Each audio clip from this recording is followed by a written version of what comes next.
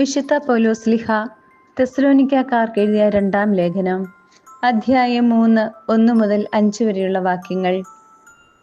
അവസാനമായി സഹോദരരെ, കർത്താവിന്റെ വചനത്തിന് നിങ്ങളുടെ ഇടയിൽ ലഭിച്ചതുപോലെ മറ്റെല്ലായിടത്തും പ്രചാരവും മഹത്വവും ലഭിക്കുന്നതിനും ദുഷ്ടന്മാരും അധർമ്മികളുമായ മനുഷ്യരിൽ നിന്ന് ഞങ്ങൾ രക്ഷപ്പെടുന്നതിനുമായി ഞങ്ങൾക്കു വേണ്ടി പ്രാർത്ഥിക്കുവിൻ.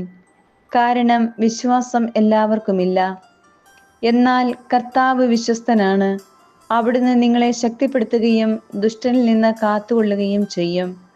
നിങ്ങളെ സംബന്ധിച്ചാകട്ടെ, ഞങ്ങൾ കൽപ്പിക്കുന്ന കാര്യങ്ങൾ നിങ്ങൾ നിവർത്തിച്ചു കൊണ്ടിരിക്കുന്നുവെന്നും ഇനിയും നിവർത്തിക്കുമെന്നും കർത്താവിൽ ഞങ്ങൾക്ക് ദൃഢമായ വിശ്വാസമുണ്ട്.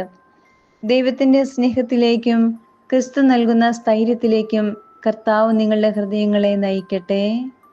നമ്മുടെ കർത്താവായ മിശിഹായ്ക്ക് സ്തുതി.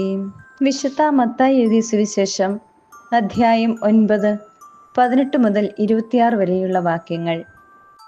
അവൻ അവരോട് സംസാരിച്ചു കൊണ്ടിരിക്കുമ്പോൾ ഒരു ഭരണാധികാരി അവനെ സമീപിച്ച് താണു വണങ്ങിക്കൊണ്ട് പറഞ്ഞു, എൻ്റെ മകൾ അല്പം മുമ്പ് മരിച്ചുപോയി. നീ വന്ന് അവളുടെ മേൽ കൈവയ്ക്കുമെങ്കിൽ അവൾ ജീവിക്കും. യേശുവും ശിഷ്യന്മാരും അവനോടൊപ്പം പോയി. 12 വർഷമായി രക്തസ്രാവം നിമിത്തം കഷ്ടപ്പെട്ടിരുന്ന ഒരു സ്ത്രീ പിന്നിലൂടെ വന്ന് അവന്റെ വസ്ത്രത്തിന്റെ വിളുമ്പിൽ സ്പർശിച്ചു. അവന്റെ വസ്ത്രത്തിൽ ഒന്ന് സ്പർശിച്ചാൽ മാത്രം മതി, എനിക്ക് സൗഖ്യം കിട്ടുമെന്ന് അവൾ ഉള്ളിൽ വിചാരിച്ചിരുന്നു. യേശു തിരിഞ്ഞ് അവളെ നോക്കി അരുളിച്ചെയ്തു, മകളെ, ധൈര്യമായിരിക്കുക, നിന്റെ വിശ്വാസം നിന്നെ രക്ഷിച്ചിരിക്കുന്നു. ആ നിമിഷം മുതൽ അവൾ സൗഖ്യമുള്ളവളായി. യേശു ഭരണാധികാരിയുടെ ഭവനത്തിലെത്തി. കുഴലൂത്തുകാരെയും ബഹളം വയ്ക്കുന്ന ജനങ്ങളെയും കണ്ടു പറഞ്ഞു, നിങ്ങൾ പുറത്തു പോകുവിൻ.